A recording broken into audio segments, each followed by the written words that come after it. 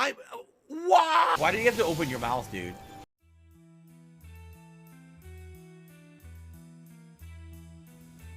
Hey everybody, it's Darksydephil. I'm coming at you today to talk to you about something a little different, a little weird. We'll see how this resonates with the community.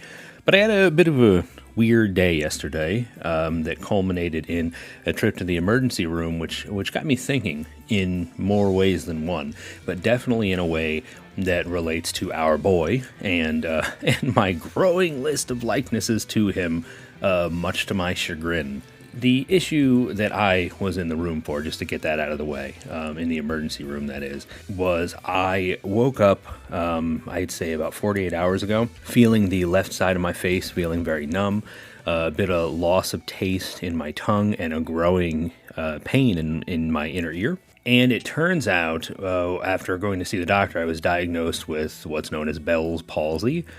I'm sure everyone's heard of it before. I don't think it's the most unheard of thing ever, but at the end of the day, what it really means, and I am not a doctor, but what it really means is that there's a numbing on one side of my face, one of the hemispheres, and I have a lot of muscle weakness, so I'm struggling to close my left eye.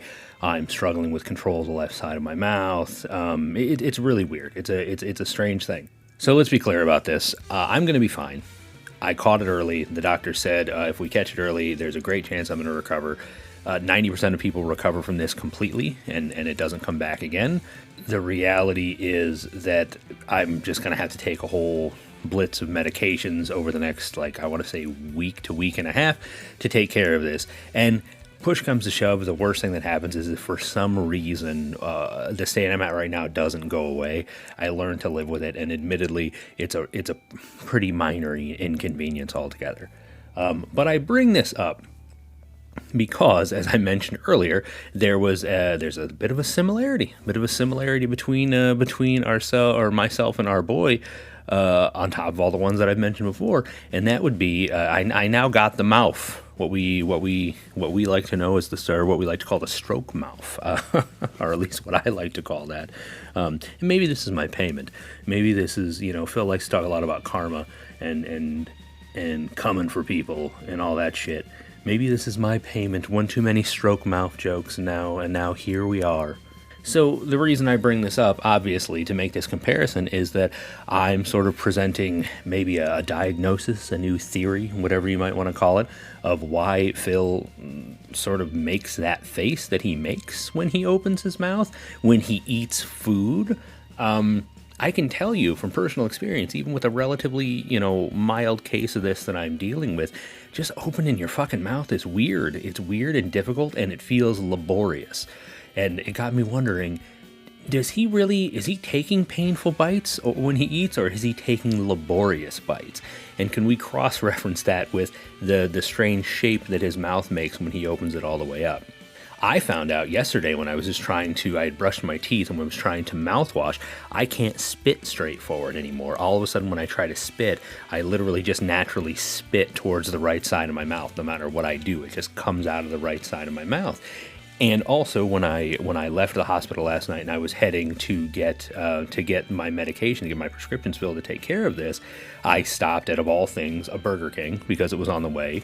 And in true Phil fashion, I will say I almost never do that, which is true. I almost never do that, but it felt like the appropriate place to sort of celebrate knowing that I didn't have a stroke, because that was pretty much the concern, the big concern that led me into the hospital in the first place. So knowing that my CT scans were good, my head is good, all that stuff is good. This is just, it's an unfortunate thing that happened, but I'm not going to die. So that's a very good thing. So I stopped to get my Burger King, got me an original chicken sandwich, and I'm trying to open my mouth to eat that motherfucker. It does not want to open. It was laborious. It was weird. I was making weird faces trying to get it done. And I think maybe that's when it clicked. I was like, well, goddamn, maybe Phil suffers from Bell's palsy. Maybe there's something about Bell's palsy that we could sort of link to what's going on with this guy and his weird face and things he does with his face. Now, that being said, shout out. I'm conflicted because part of me wants to say that if Phil had something like palsy, we would hear about it all the fucking time. All the time. He would find any excuse in the world to bitch about it. But then at the same time, I also think maybe he would hide something like that so that he doesn't get made fun of or beaten into the ground with it. Because I feel like he kind of picks and chooses. I can't get a beat on sort of what he wants to use to be a victim and what he wants to use or what he wants to hide so that he, I guess, doesn't get victimized. He seems very oddly selective about that. And it's not like it's something that would be completely foreign to him. I mean, one, he would have had to know that it happened because you feel, this numbing and everything. It's wild. It's unlike anything I've ever felt before. So I would think he would know if it happened and then it went away. So that's extremely strange. But then there's also, he's definitely heard of Bell's palsy before. And I can tell you that for a fact because being an old school wrestling fan, probably the most famous case, at least to my understanding, of Bell's palsy in the entire world is the case of Jim Ross, the legendary WWE, formerly WWF commentator, maybe the greatest commentator in pro wrestling history, has not only a really bad case of Bell's palsy, but one that is recurring and permanent, which is extremely rare. But every now and again, when he gets aggravated, when something aggravates the primary cause of the palsy, I'm not going to pretend to know what it is because I'm not a doctor, but his side of his face just gives up, for lack of a better term. The muscles just stop working. It's extreme. So, and again, I'm nowhere near that, so I'm extremely thankful for that. But Phil knows what this shit is. There's this part of me that wants to say he'd bitch about it, he'd moan about it, he'd use it to be a victim and to milk money from pay pigs. But then I ask myself, like, is that really the case? Like, would he pass that up or would he hide it? I don't know. I'm not really sure where I stand on it. I may just be reaching here a little bit, but the fact of the matter is, I had this weird situation that happened and I started making these connections in my brain. I was like, you know what? Maybe I'll just bring this up because I haven't given you guys a video in a while.